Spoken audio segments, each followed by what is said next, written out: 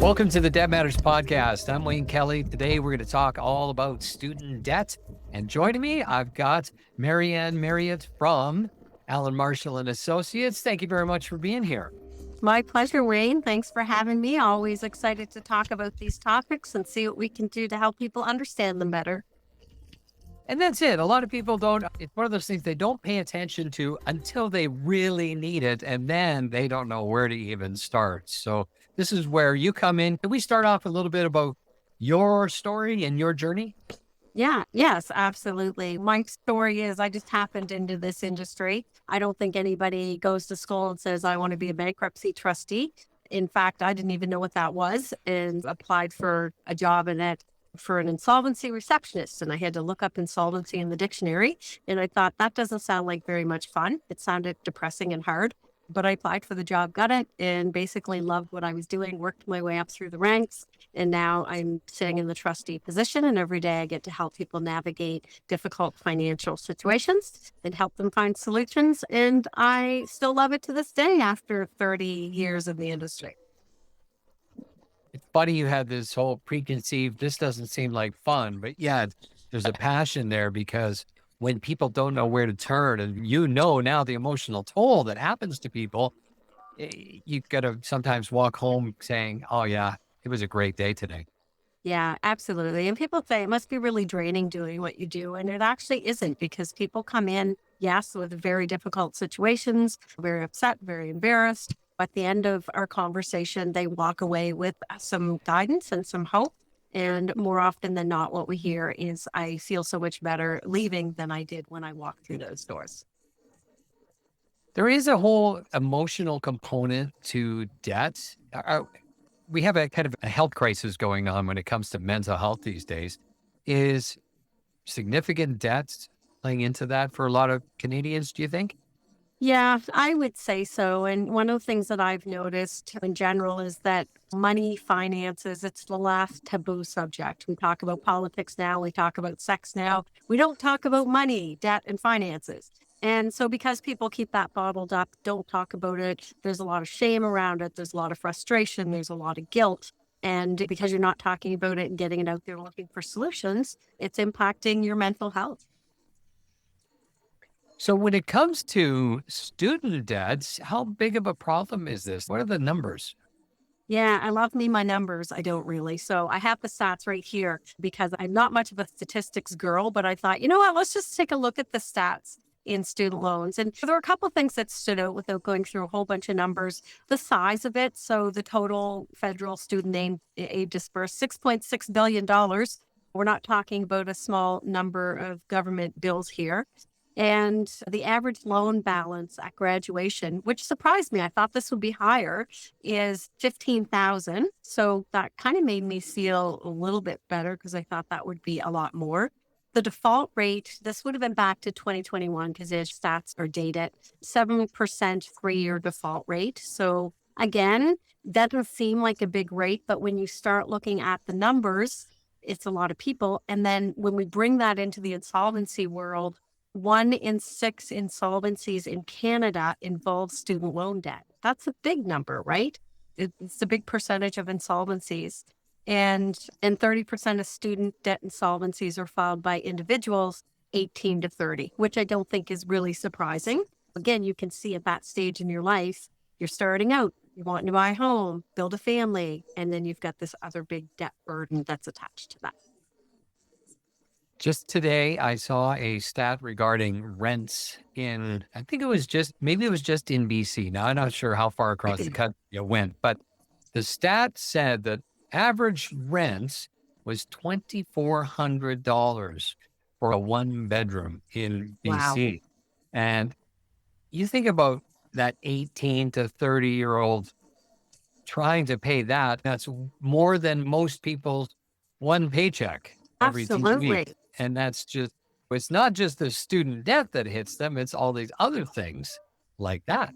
Yeah, and let's look at another spinoff. What are these students doing who can't afford to pay their student loans and renting? Living at home. So now we add debt onto those who are supposed to be living alone and maybe enjoying their time with their kids gone, but kids aren't going. So there's another side stress level that's happening as a result as well. So when it comes to solutions, first off, I guess you need to say that people aren't alone. When you said the numbers there, only that 15,000, because I think it's about probably 75 to 80 grand to get a 4-year degree. And so only having $15,000 of student debt, we're actually doing pretty good. But when you look at it at 6.6 billion, I think you said number wise, that's a lot of people that are holding out to debt. Yeah, absolutely. And I'm not an expert at the percentages and why they're there in the numbers. I would assume that there's a lot of even smaller ones that are bringing the average down. And I would hopefully assume, although I know this isn't true in a lot of cases, those who have the bigger student loan debt, are hopefully having opportunities with more income that affords them to be able to manage that. Maybe less so than someone who just got their first degree. And let's face it, that's just a minimal requirement these days. Now, I thought that student loan debt was not something that was ever forgivable. You had to pay it pretty much for the rest of your natural life at a very small amount of money.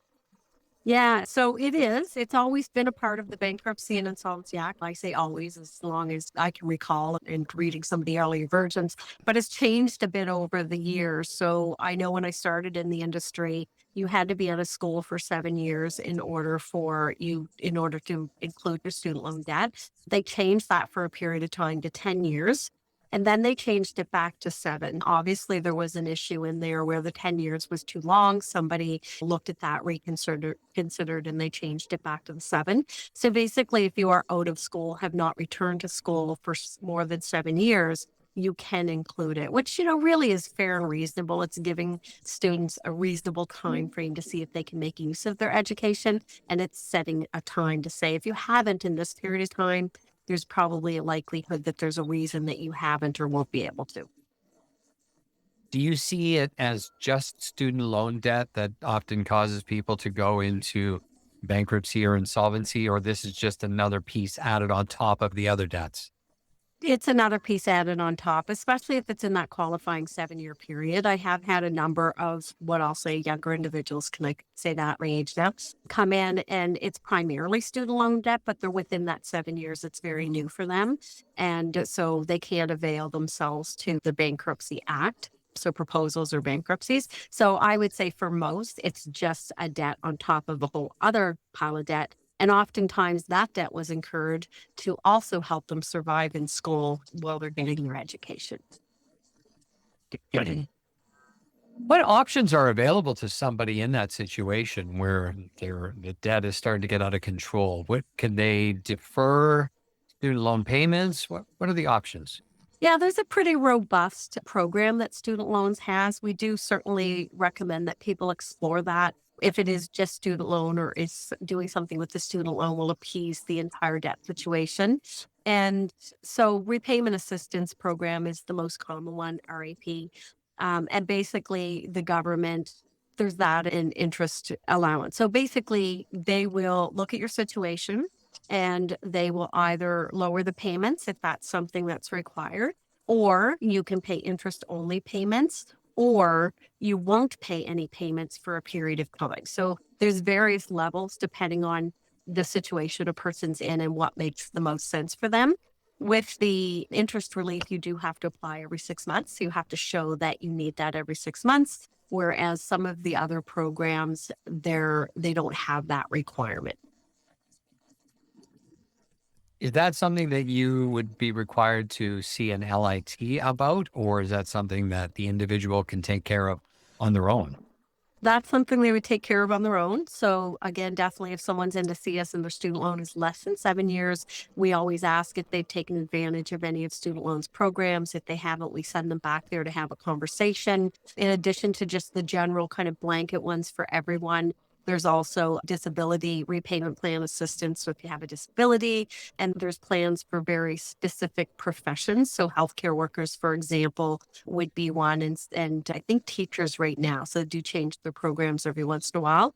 But if you do fall into a specific category, there might be something there as well. So I think it's always a good idea if you're struggling with your student loan debt to make a phone call and just ask what programs are available. Start there. Hopefully that would be enough maybe to help someone. If it's not, then obviously we'll look at the entire picture and how to help with everything.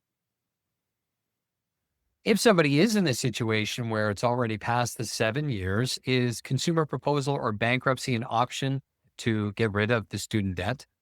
Yes, it is. So as long as you're out of school 7 years and you have not returned, that's really key. They just had a big major case that went to Supreme Court because there was some discrepancies in that. The different provinces were treating it differently. But there's been a decision recently that basically says if you go back, if you're out of school for 6 years and you go back, the clock resets. So you have to be out of school 7 years and not have gone back, regardless of whether you've received any new student loan debt if you went back. And those can be included in a proposal.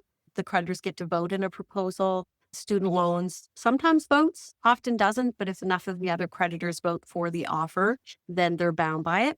So that can be an advantage. And then in a bankruptcy, debt is included automatically unless the creditor argues it shouldn't be, and there has to be a really good reason for that. So if it's over the 7 years, there's no argument with that. And that can be included and released in a bankruptcy as well. And I might mention there's also a 5 year rule. And so if you are in a bankruptcy, and I do believe in a proposal too, it's a little bit of a gray area, and your student loan hits the 5 year mark by the time you're done, you can make an application to have it included. So I'll just mention that it is this other piece that sometimes gets overlooked, but there is a 5 year rule that you can take advantage of, but the courts have to agree with you and your argument as to why you should be released from it. Interesting. There's a lot of different rules to be following here when it comes to the debt. I'm sure a lot of Canadians just think I have to have this debt over me forever. And maybe some of the credit cards or consumer debt can be taken care of. So it's great that you clarify. Is there anything else we need to know regarding student loan debt? I think that pretty much covers it. The 5 year rule is the least known one. The only other couple of things I might just throw in there is that if you're in front of the courts trying to be released from your student loan, it's really important to show that there's been good faith efforts made to pay.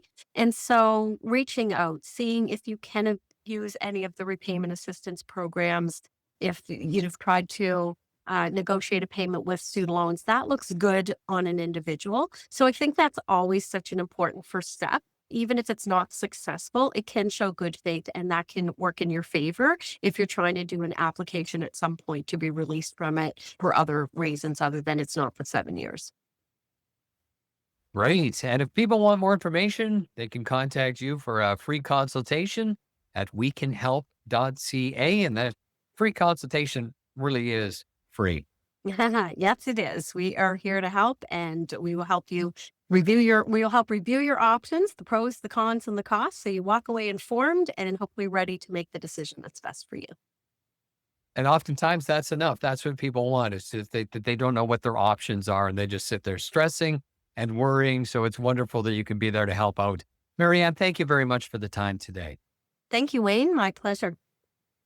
And if you want more information, and once again, you can check out the website, wecanhelp.ca, or you can check out debtmatters.ca.